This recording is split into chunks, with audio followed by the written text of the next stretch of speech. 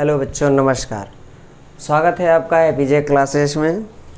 तो हालांकि जैसे हमने कल पढ़ा था रासायनिक अभिक्रिया के प्रकार, तो दूसरा प्रकार हम पढ़ रहे थे जो आधे पे छूट गया था। आज उसको हम पूरा करते हैं। आइए चलते हैं आगे। देखिए, वियोजन का छूटा था। वियोजन में उष्मीय वियोजन। तो उष्मीय वियोजन क्या है पहले समझते हैं। उष्मीय वियोजन ऊष्मा द्वारा किया गया वियोजन क्या कहलाता है? उष्मीय वियोजन। ठीक। अब आगे उदाहरण जैसे हम समझ सकते हैं, उदाहरण से ध्यान से समझिएगा। 2FeSO4 सॉलिड अवस्था में, भौतिक अवस्था में, ये यहाँ पर लिखा गया है। ठीक है। Fe2O3 सॉलिड अवस्था। उसके बाद SOO2 ये भी क्या है? ये गैस है। और SO3 ये भी गैस की अवस्था में लिखा गया। तो ये जो डेल्टा जो ऊष्मा दी गई,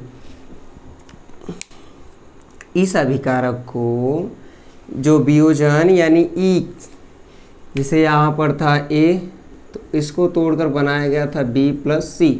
तो वही यहाँ पर किया गया है उष्मीय वियोजन। बस यहाँ पर आपको डेल्टा यानी ऊष्मा दिया गया है। ऊष्मा के द्वारा कैसे वियोजन होता है वो समझना है आपको। चलिए, दिया है फेरस सल्फेट। फेरस सल्फेट को जब ऊष्मा दी गई तो यहाँ फेरस ऑक्साइड, जिसे क्या बोलते हैं? भूरा लाल रंग। और फेरस सल्फेट को क्या बोलते हैं? हरा रंग। तो चलिए, यानी जो ये अभिकारक, इस साइड का जो अभिकारक है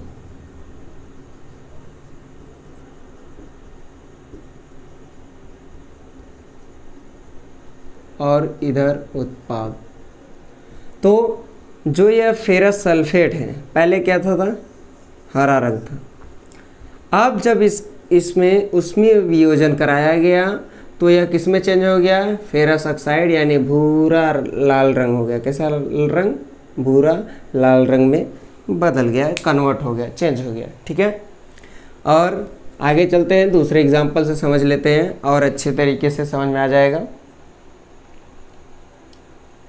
अब दिया है दूसरा नंबर,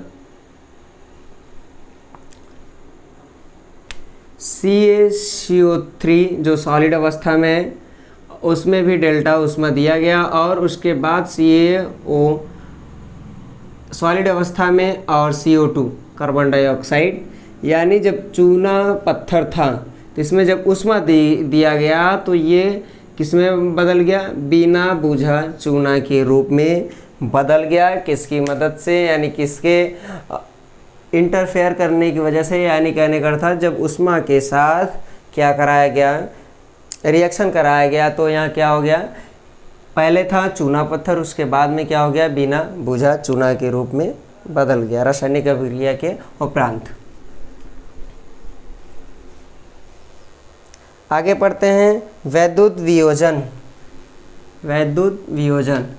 वैद्युत वियोजन क्या है समझते हैं। वैद्युत धारा प्रवाहित कर होने वाला वियोजन। कहने का अर्थात कि विद्युत धारा को प्रवाहित करने पर होने वाला वियोजन क्या कहलाता है? वैद्युत वियोजन। ठीक है। जैसे कि यहाँ उदाहरण दिया गया है तो हम समझते हैं, और इसका ये डायग्राम बनाया गया है जो कि आपको एक अच्छे तरीके से इसको बताया गया है कि जल को जब विद्युत धारा के मदद से जब रासायनिक अभिक्रिया कराई जाती है तो वह किस प्रकार से H2O को डिवाइड कर देता है, बांट देता है, वियोजित कर देता है, वियोजन कर देता है। ठीक है। चलिए, डायग्राम को, ये जो बना हुआ चित्र है, इसे समझते हैं।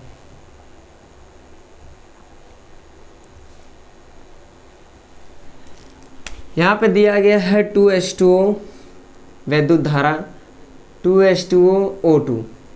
ये भी गैस के फॉर्म में, ये भी गैस के फॉर्म में, बट ये लिक्विड फॉर्म में। ठीक। अब वैद्युत धारा से रासायनिक अभिक्रिया कराई जा रही है। उसके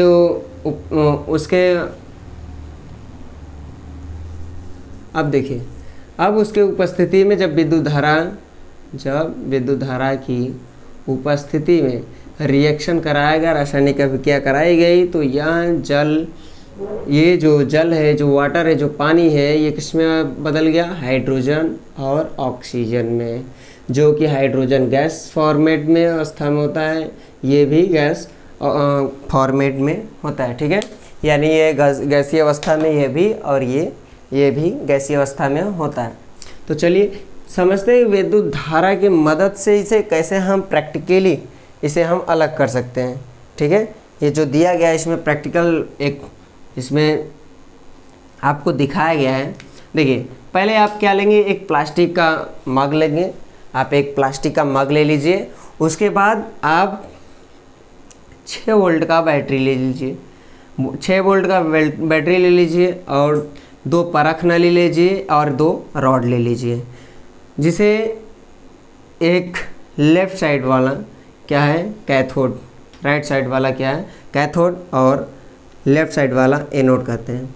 उसके बाद ग्रेफाइट का ये रॉड, ये दिख रहा है ना, ये बीच में जो आपका भरा हुआ है, ये जो डाला गया है, ये है इसमें, वो क्या है? ग्रेफाइट रॉड है। ये 2 रॉड लिए गए, लेकिन ये किस चीज़ के हैं? ग्रेफाइट रॉड है। ग्रेफाइट रॉड है। अब ये परख नली है। अब यहाँ पर जो ये दिख रहा है भूरे कलर का, ये क्या है? इसे बोलते हैं रबर स्टॉपर। ठीक, अब ये हमने क्या किया? एक प्लास्टिक का मग ले लिया। प्लास्टिक के मग में ले लेने पर 2 रॉड लिया, जिसे ग्रेफाइट रॉड कहते हैं। दोनों ग्रेफाइट रॉड को मग के निचले सतह पर छेद कर, यानी छिद्र बनाकर वहाँ पर इसे लगाएंगे और उसे अच्छे तरीके से पैक कर देंगे, ताकि वाटर पानी नीचे सतह पर न गिरे, यानी उस मग में से पानी क्या हो? नीचे की तरफ न गिरे। उसे अच्छे तरीके से बंद करने के बाद यहाँ से 2 रॉड निकलेंगे, जिसे हम बोलते हैं, एक राइट साइड वाले को बोलते हैं कैथोड और लेफ्ट साइड वाले को बोलते हैं एनोड।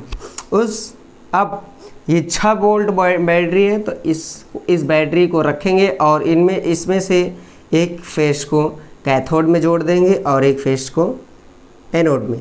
लेकिन जब एनोड में जोड़ते रहेंगे तो उससे पहले हम क्या करेंगे? इन दोनों के बीच, यहाँ से यहाँ तक के बीच, पहले हम एक क्या करेंगे? स्विच। क्या करेंगे? यहाँ पर जैसा कि देख सकते हैं आप, स्विच को हम क्या करेंगे? लगा देंगे। लगाने के बाद अब मान लीजिए ये स्विच है। ठीक, अभी के लिए क्या है? ऑफ है। ठीक, अभी के लिए ऑफ है। अब उसके बाद ये जब ऑफ है तो इसे ऑन करेंगे। अब देखिए, अभी मान लीजिए मग ले लिया हमने, उसके बाद 2 रॉड ले लिया, ग्रेफाइट के 2 रॉड ले लिया, 6 वोल्ट की बैटरी ले ली। अब उसके सपोर्ट से यहाँ से लगाया कैथोड और एनोड में लगाया। एनोड में लगाने से पहले हमने क्या किया? एक स्विच लगा लिया और उसे ऑफ कर दिया। हमने मग में पानी डाल दिया, जैसे हमने पानी इसमें डाला, उसके बाद डालने के बाद हम क्या करेंगे? 6 वोल्ट की बैटरी को करंट को यहाँ से क्या करेंगे? रिलीज़ करेंगे, जिसे हम पहले क्या करे रहेंगे? ऑफ करे रहेंगे। उसके बाद हम क्या करेंगे? ऑन कर देंगे। ऑन करेंगे तो जब हम यहाँ से स्विच को दबाएंगे, तो यहाँ से ऑन किए तो यहाँ से करंट क्या होगा? प्रवाहित होने लगी। ये ग्रेफाइट के 2 रॉडों में, ग्रेफाइट के दोनों रॉडों में जब करंट प्रवाहित होने लगा तो यहाँ पर एक गर्माहट महसूस हुई, एक ऊष्मा। ठीक है, विद्युत धारा की वजह से यहाँ पर एक गर्माहट, विद्युत धारा यहाँ पर उसकी मदद से क्या हुआ? गर्माहट उत्पन्न हुई। ठीक, और जब हीट प्रदान हुआ, इसे जब करंट आई यहाँ से रिलीज किया गया, तो यहाँ पर परख नली में आप देख सकते हैं कि ये बुलबुले बने हुए हैं कुछ इस प्रकार के, ये बुलबुले बने हुए हैं। अब ये बुलबुले बने हैं, तो आप देखिए जो राइट साइड वाला है, जो रॉड ग्रेफाइट का डाला गया है, उसमें जो ये बबल बन के निकलेंगे यहाँ से जब बन के निकलेंगे तो ये क्या, इसमें इस परख नली में से क्या निकलेगा? Hydrogen gas. क्या निकलेगी? Hydrogen gas. ठीक है, हाइड्रोजन गैस निकलेगी। फिर उसके बाद ये रहा राइट साइड वाला RHS रॉड, और ये रहा लेफ्ट साइड का LHS रॉड। ठीक, अब लेफ्ट वाले में क्या निकलेगा बबल बनकर यहाँ पर ऑक्सीजन के रूप में, यानी ये जो गैस है ऑक्सीजन, ये लेफ़्ट साइड वाले रॉड से क्या होगी, रिलीज़ होगी बाहर की तरफ, और राइट साइड वाले जो रॉड है उसमें बबल्स बनते हुए गैस, हाइड्रोजन गैस रिलीज होगी बाहर की तरफ। ये हाइड्रोजन किस फॉर्मेट में, गैस, और ये ऑक्सीजन गैस के रूप। ठीक है, तो आशा करता हूँ कि ये जो उसमें वैद्युत वियोजन है वो आपको अच्छे से समझ में आएगा, और विद्युत धारा के द्वारा आप वियोजन कैसे करा सकते थे हमने यहाँ पर एक डायग्राम बनाया है, आपको समझ में आया होगा। आई होप आपको समझ में आएगा, मैंने आपको बताया।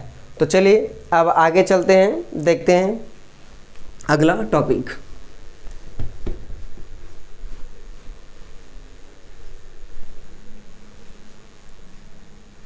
अगर आपके पास ये वस्तुएं उपलब्ध हो, एक मग ले लीजिए। ठीक है, अगर आप प्रैक्टिकल करना चाहते हैं तो आप क्या कर सकते हैं, एक मग ले सकते हो और 2 ग्रेफाइट के रॉड ले लीजिए और 2 परखनली ले लीजिए, और उन दोनों परखनलियों में क्या करिए, आप ये रॉड डाल दीजिए। डालने के बाद आपके पास 6 वोल्ट का बैटरी भी होना चाहिए साथ में, और उसके बाद एक स्विच रखिए। ठीक, और इस मग में क्या करिए, पानी डाल दिए, और उसके बाद इसको अच्छे से, जिसे रबर स्टॉपर कहते हैं, ये रबर स्टॉपर यहाँ पर लगा दीजिए ताकि मग में से पानी क्या हो, नीचे सतह पर न गिरे, यानी जो मग में भरा हुआ पानी है वो यहाँ से लीक न हो ताकि ये नीचे की तरफ गिरे।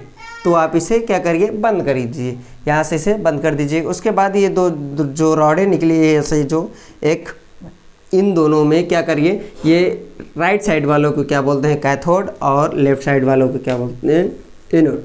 ठीक, अब आप क्या करिएगा कि 6 वोल्ट की बैटरी को क्या करिएगा, इसमें से जोड़ दिया, स्विच को ऑफ रखिए।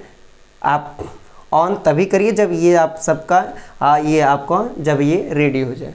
तो जब आपका ये पूरा इंस्ट्रूमेंट पूरा रेडी हो जाए, आप बना के जब तैयार हो जाइए फिजिकल तौर से, तो आप क्या करिए, इसको ऑन कर दीजिए। ऑन करिए तो ऑटोमेटिकली यहाँ से एक पाइप लगी होती है, तो यहाँ से क्या होगा, ये जो दिख रहा है ना ऊपर का हिस्सा, इसमें क्या होगा, इसमें हाइड्रोजन गैस आएगा, और ये बबल बनते हुए, और ये बबल बनते हुए क्या निकल, ऑक्सीजन यहाँ पर क्या हो, इकट्ठा होगा।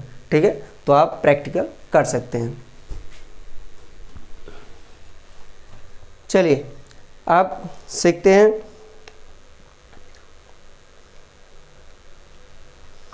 अब अगला सवाल सीखते हैं, प्रकाशीय वियोजन।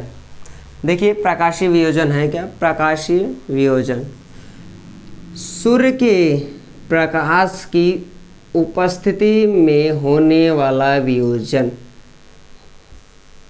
क्या कहलाता है, प्रकाशीय वियोजन।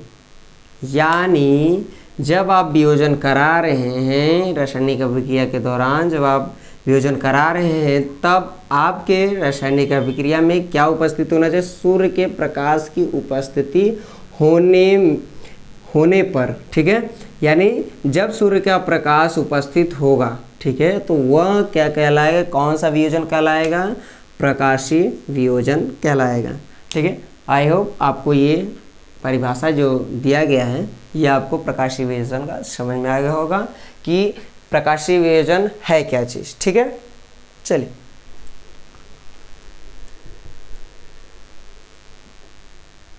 आगे चलते हैं, देखते हैं कुछ एग्जाम्पल के तौर पर। ठीक है, अब ये देखिए दिया गया है उदाहरण। अब उदाहरण दिया गया है 2AgCl, जिसे हम सिल्वर क्लोराइड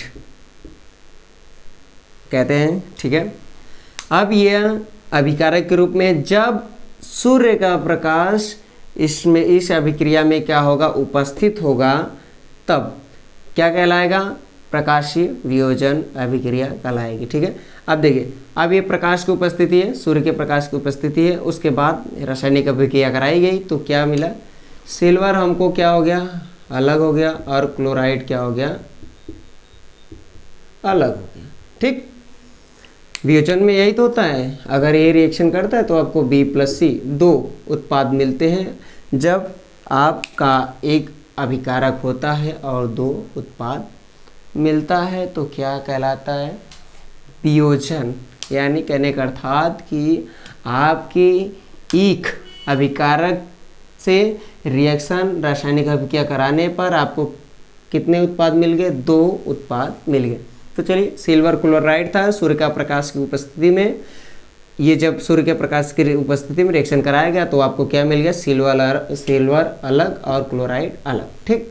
और जो सिल्वर है किस फॉर्मेट में, किस अवस्था में? सॉलिड, और क्लोराइड गैस की अवस्था। फिर यहाँ पर सिल्वर क्लोराइड क्या है, किस अवस्था में? सॉलिड अवस्था में, यानी एस, ठीक, ठोस अवस्था में। चलिए आप देखिए नीचे दिया गया है, अब वही है, नीचे भी वही एक एग्जाम्पल दिया गया है, आप समझ सकते हैं, ये दिया गया है सूर्य के प्रकाश की उपस्थिति में ही यह भी एग्जाम्पल दिया गया है, ठीक है।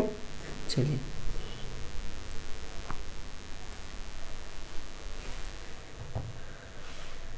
नीचे दिया गया है ऊष्माशोषी अभिक्रिया। ऊष्माशोषी अभिक्रिया जिन अभिक्रियाओं में अभिकारकों को तोड़ने के लिए ऊष्मा, प्रकाश या विद्युत ऊर्जा की आवश्यकता होती है उसे क्या कहते हैं? ऊष्माशोषी अभिक्रिया। देखिए जैसे दिया गया है कि इसमें खुद बोला है कि जिन अभिक्रियाओं में जो अभिक्रिया कराई जा रही है उसमें अभिकारकों को तोड़ने के लिए, यानी जो अभिकारक हैं, ठीक है, जैसे H2O है, ठीक है, ये अभिकारक है के रूप में है, ठीक। अब ये अभिकारक रूप में है, जब इसे अभिक्रिया कराई गई, ठीक है, किसकी उपस्थिति में तोड़ना पड़े? ऊष्मा और प्रकाश की उपस्थिति या विद्युत ऊर्जा के उपस्थिति में रासायनिक अभिक्रिया कराई जाए, अभिकारक को तोड़ा जाए, तो क्या कहलाएगा? ऊष्माशोषी अभिक्रिया कहलाएगा, ठीक है। चल अब आगे चलते हैं। देखिए हमने तो डिफिनीशन पढ़ लिया, परिभाषा समझ लिया, अब चलते हैं, देखते हैं इसका एग्जाम्पल, समझते हैं इसको, ठीक। अब यही था, इसमें भी ऊष्माशोषी कहने का अर्थात इसमें एग्जाम्पल देखिए, जैसे ऊष्माशोषी बोला है, अगर ऊष्माशोषी अभिक्रिया जिन अभिक्रियाओं में अभिकारकों को तोड़ने के लिए, ये पॉइंट है यहाँ पर, समझिएगा, ऊष्मा और प्रकाश या विद्युत ऊर्जा की आवश्यकता होती है, उसे क्या बोलते हैं? ऊष्माशोषी अभिक्रिया बोलते हैं। चलिए अब आगे देखते हैं। जैसा चलिए तो देखिए ऊष्माशोषी अभिक्रिया में समझिएगा, जिसमें ऊष्मा का क्या हो? शोषण हो, यानी शोषित हो, उसे ऊष्माशोषी अभिक्रिया कहते हैं। ये भी आप शॉर्ट फॉर्म में याद कर सकते हो डिफिनीशन के तौर पर, ठीक है। चलिए नीचे दिया गया है विस्थापन अभिक्रिया, ठीक है, विस्थापन अभिक्रिया को समझते हैं हम। तीसरा नंबर कौन सा अभिक्रिया है? विस्थापन अभिक्रिया। विस्थापन अभिक्रिया, इन अभिक्रियाओं में अधिक क्रियाशील तत्व कम क्रियाशील तत्व को उसके यौगिक से विस्थापित कर देता है। यानी विस्थापन क्या होता है? विस्थापन अभिक्रिया क्या होती है? यानी इस अभिक्रिया या इन अभिक्रियाओं में अधिक क्रियाशील वाले तत्व कम क्रियाशील वाले तत्व को उसके यौगिक से विस्थापित कर देते, यानी हटा देते हैं, विस्थापित कर देते हैं, ठीक है, एक स्थान से दूसरे स्थान चेंज कर देते हैं, ठीक है। चलिए नीचे जैसे दिया गया है, ठीक है,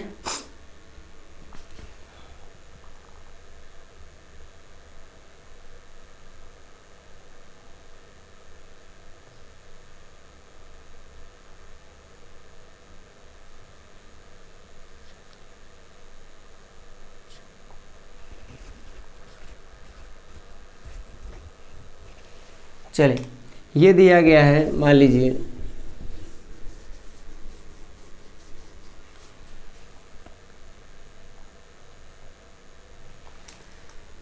ये रहा जिंक प्लस कॉपर सल्फेट, ठीक है, अब इसका जब अभिक्रिया कराएगा, विस्थापन अभिक्रिया कराई गई, तो इसमें जिंक ने सल्फेट, यानी जो जिंक है, यहाँ पर कॉपर है, कॉपर सल्फेट, लेकिन ये जो कॉपर है, इस सल्फेट को ये जिंक अपने साथ रखता है, इस ये जो कॉपर है इसको क्या करता है, अलग कर देता है, अपने से अलग कर देता है। मतलब कि ये जो हमने ऊपर पढ़ा कि कम क्रियाशील वाले तत्वों को वह क्या करता है, विस्थापित कर देता है अधिक क्रियाशील वाला तत्व। ठीक है, यानी जैसे जिंक है, ये कॉपर सल्फेट है, ये कॉपर सल्फेट, ये जो कॉपर सल्फेट है, ये कॉपर सल्फाइड, ये ज़्यादा क्रियाशील है, तो इसने कॉपर को हटा दिया और यानी विस्थापित कर दिया, लेकिन जिंक को क्या किया, अपने साथ रख लिया। ठीक है, तो यहाँ पर आप देख सकते हैं एग्जांपल के तौर पे, जैसे जिंक था, जिंक प्लस कॉपर सल्फेट, ठीक, इसका अभिक्रिया कराएगा तो जिंक सल्फेट बना प्लस कॉपर बना। तो जब ये कॉपर ये सल्फेट, ये सल्फेट ने क्या किया कि ये कॉपर, आप कम क्रियाशील वाले हो तो आप ऐसा करिए कि आप यहाँ से मेरे साइड से, यानी आप मेरे पास से क्या हो जाइए, विस्थापित हो जाइए, यानी हमारे स्थान से आप हट जाइए। यानी अब ये किसको स्वीकार करना चाहता है, सल्फेट, किसको, जिंक को। तो यहाँ क्या हो गया, जिंक सल्फेट और कॉपर को क्या कर दिया, कम क्रियाशील वाला तत्व, तो उसको क्या कर दिया गया, विस्थापित कर दिया गया, यानी इसको अलग कर दिया गया। ठीक है, चलिए अब आगे चलते हैं। दिया है जिंक कॉपर से अधिक क्रियाशील है, देखो यहाँ पर लिखा भी है, जिंक कॉपर से अधिक क्रियाशील है, यानी जिंक जो है कॉपर से अधिक क्रियाशील है, इसीलिए कॉपर को हटा दिया जिंक ने और जिंक ने कॉपर की जगह ले ली। ठीक, चलिए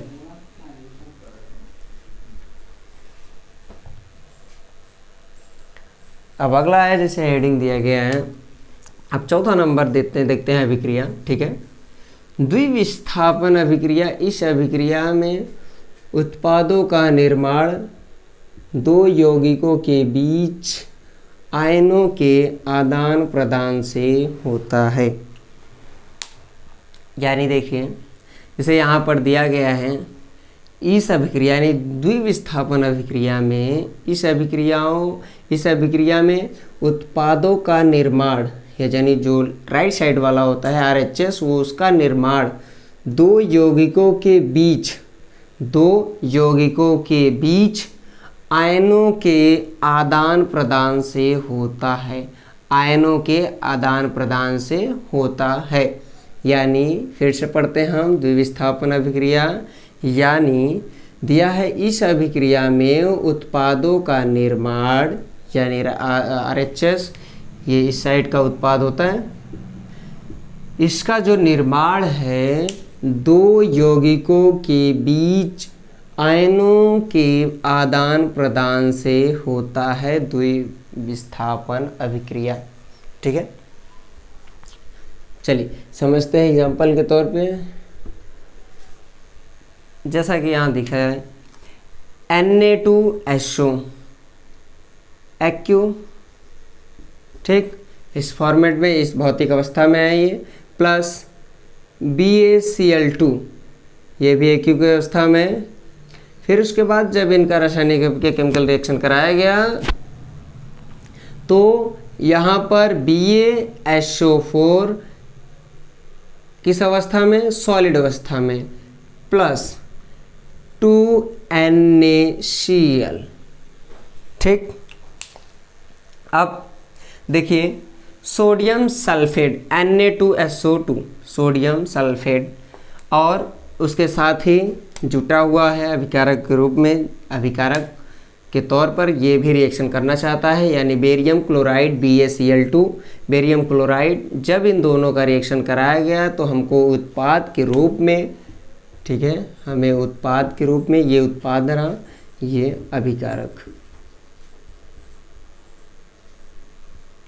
जब ये अभिकारक के रूप में था तो ये दो थे। ठीक है, अब इसको देखिएगा किस प्रकार से विस्थापित करता है, यानी इसमें से किस प्रकार से विस्थापन होता है।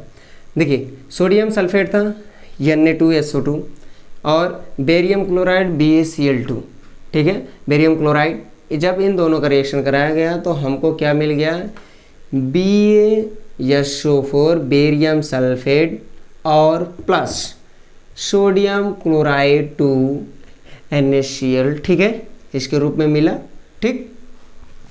अब उसके बाद देखिएगा, अब नीचे देखिए यहाँ पर, जैसे देख लीजिए एक बार फिर से, जैसे यहाँ पर क्या था, SO4 सल्फेट था, SO2 था सल्फेट था। अब इसने और ये Na2BaCl2 ये दो अभिकारक थे, इन्होंने रिएक्शन कराया। रिएक्शन से पहले देखते हैं BaCl2 के साथ था और Na2 सल्फेट के साथ था, लेकिन जब रिएक्शन कराया गया तो बेरियम आ गया किसके जगह, Na की जगह। बेरियम किसकी जगह आ गया, Na की जगह आ गया, और जो Na था वो किसके साथ हो गया, Cl के साथ, क्लोराइड के साथ हो गया। अब देखिए यहाँ पर Na था, ये Na है SO के पास, लेकिन SO2 के पास ये अब क्या हो गया, बेरियम। तो यहाँ पर जब रिएक्शन कराया गया तो यहाँ पर जैसे लिखा गया है, दो यौगिकों के बीच आयनों के आदान प्रदान से होता है क्या, द्विस्थापन अभिक्रिया। तो यहाँ पर देखिए आप समझ सकते हैं, ये देखिए Na2 है, इसने SO2 की जगह जो Na2 है ये इसकी जगह कौन ले लिया, Ba ले लिया, यहाँ पर Ba ले लिया। उसके बाद अब जो बचा हुआ है, जैसे अभी तो बेरियम सल्फेट हो गया, अब लेकिन अब बचा क्या है, क्लोराइड यहाँ बचा है और Na यहाँ बचा है। तो इन दोनों को क्या कर दिया है, इन दोनों को अलग कर दिया गया है, निकाल दिया गया है, यहाँ पर विस्थापित करके इसको अलग कर दिया गया है, ठीक है। यहाँ पे ध्यान समझिएगा, इसको दो यौगिकों के बीच आयनों के आदान प्रदान को ही क्या, द्विविस्थापन अभिक्रिया कहते हैं। तो यहाँ पर आप समझ सकते हैं, जैसा कि हमने आला बताया भी। तो सोडियम क्लोराइड और बेरियम क्लोराइड को जब रासायनिक अभिक्रिया कराई गई तो बेरियम सल्फेट और सोडियम क्लोराइड का निर्माण, ठीक। चलिए अगला देखिए, नीचे दिया गया है, थोड़ा एक लाइन है उसके बारे में हम पढ़ लेते हैं अच्छे से। नीचे दिया गया है बेरियम सल्फेट BaSO4 के सफ़ेद अविलेय अवक्षेप का निर्माण होता है, इसलिए अभिक्रिया को अवक्षेपण अभिक्रिया भी कह सकते हैं, ठीक। यानी जो यह द्विविस्थापन अभिक्रिया है इसे हम और क्या कह सकते हैं, अवक्षेपण अभिक्रिया भी कह सकते हैं, क्योंकि इसने अभी, हालांकि हमने पीछे पढ़ा तो उसमें द्विविस्थापन था, उसने क्या किया, आप विस्थापित कर दिया इसको, किसके, दो यौगिकों के बीच के आयनों को क्या कर दिया, विस्थापित करके ही यहाँ पर ये देखिए उत्पाद बना, ठीक है। चलिए अब चलते हैं उपचयन एवं अपचयन अभिक्रिया, ठीक है। आप समझते हैं उपचयन और अपचयन क्या है। देखिए 5वां नंबर है उपचयन एवं अपचयन। उपचयन, जब किसी पदार्थ में ऑक्सीजन की वृद्धि होती है, ठीक है, तो क्या, उपचयन, ठीक है। और दूसरा नंबर, जब किसी पदार्थ में हाइड्रोजन का ह्रास होता है, यानी हानि।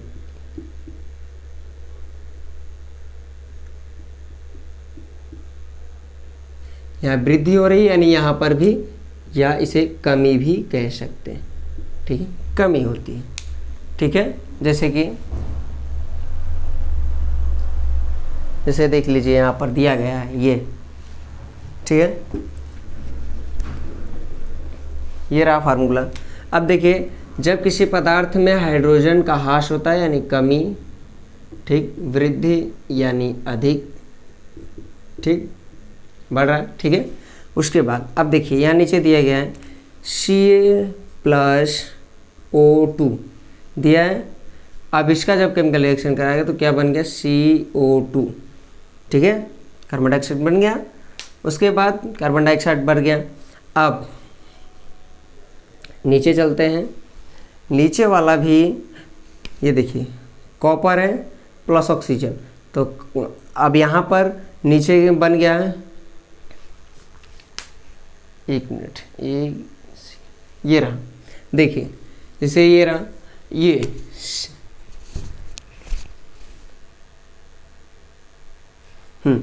Ca प्लस O2 जब रिएक्शन कराया तो CO2 हो गया। अब C प्लस O2 का जब रासायनिक अभिक्रिया कराया गया तो क्या मिल गया हमें, कार्बन डाइऑक्साइड, ठीक है। चलिए नीचे देखिए, अब चलते हैं, हमने उपचयन पढ़ लिया, अब हम समझते हैं अपचयन क्या होता है, ठीक है। चलिए अपचयन पढ़ते हैं कि अपचयन होता क्या है। अपचयन जब किसी पदार्थ में ऑक्सीजन का ह्रास होता है, कमी, ठीक होता है, और दूसरा नंबर भी इसी में दिया है, जब किसी पदार्थ में हाइड्रोजन की वृद्धि होती है, यानी उल्टा एग्जिट। हाँ, अभी उस वाले में ऑक्सीजन की वृद्धि हो रही थी, लेकिन इसमें क्या हो रहा है, ह्रास हो रहा है, कमी हो रही है। और उस वाले में जब किसी पदार्थ का हाइड्रोजन क्या होता था, उसमें ह्रास होता था, लेकिन इसमें क्या हो रही है, वृद्धि हो रही है, यानी अधिकता हो रही है, यानी इसमें अधिक हो रही है, ठीक। जस्ट अपोजिट है उपचयन और अपचयन, उपचयन का और अपचयन का अपोजिट है, ठीक है, दोनों एक दूसरे के अपोजिट। जो अपचयन समझ लेगा वो उपचयन समझ जाएगा, जो उपचयन समझ लेगा वो अपचयन समझ जाएगा, ठीक है। जो उसमें बढ़ता है वो इसमें घटता है, और जो इसमें घटता है वो उसमें बढ़ता है। चलिए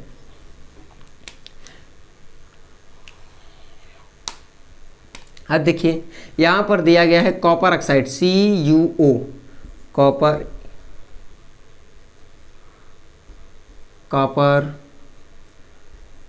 oxide, copper oxide plus hydrogen, copper plus hydrogen, यानी कॉपर ऑक्साइड का जब रिएक्शन अभी हाइड्रोजन के साथ कराया गया और किसकी उपस्थिति में, डेल्टा ऊष्मा की उपस्थिति में जब कराया गया तो हमें क्या मिल गया, कॉपर अलग मिला और प्लस जल क्या हुआ हमें अलग, ठीक है, मिला।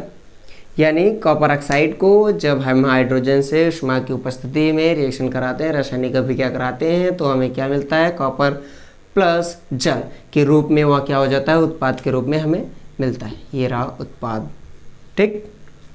चलिए नीचे दिया गया है, आई होप कि आपको समझ में आया होगा कि उपचयन क्या था और ये अपचयन। देखिए अपचयन में दिया गया है कुछ, उसे पढ़ लेते हैं क्या चीज़ें। एक लाइन है, इस अभिक्रिया में कॉपर ऑक्साइड कॉपर में अपचयित हो जाता है, हाइड्रोजन उपचयित होकर जल बनता है। इस अभिक्रिया में उपचयन तथा उपचयन दोनों हो रहे हैं, इसे रेडॉक्स अभिक्रिया भी कहते हैं, यानी इसे रेडॉक्स अभिक्रिया कहते हैं। अब चलिए नीचे देखिए, लिखा गया है कि दैनिक जीवन में उपचयन अभिक्रियाओं का प्रभाव, दैनिक जीवन में हमारे लिए, जैसे दैनिक जीवन में उपचयन अभिक्रियाओं का प्रवाह क्या है, इसे समझते हैं, ठीक है। तो ये जो टॉपिक है इसको हम कल समझेंगे। तो ये जो दैनिक जीवन के उपचयन अभिक्रियाओं का प्रवाह है, इसे हम कल समझते हैं। तो आई होप आपको समझ में आया होगा। जो आपको लगे कि मुझे नहीं समझ में आया तो आप प्लीज़ कमेंट करिएगा ज़रूर, ताकि हमारे तक आपका कमेंट पहुँचे और हम जान सके कि हाँ इस टॉपिक पर बच्चे को नहीं समझ में आ रहा है, तो आपको फिर से उस टॉपिक पर आपको बताया जाए। तो धन्यवाद। आपको एपीजी क्लासेस में आप लोग जुड़े रहिए। और ऐसे ही एपीजे क्लासेस को सपोर्ट करते रहिए और शेयर करिए, लाइक करिए, सब्सक्राइब करिए और सभी बच्चों तक शेयर करिए। नमस्कार।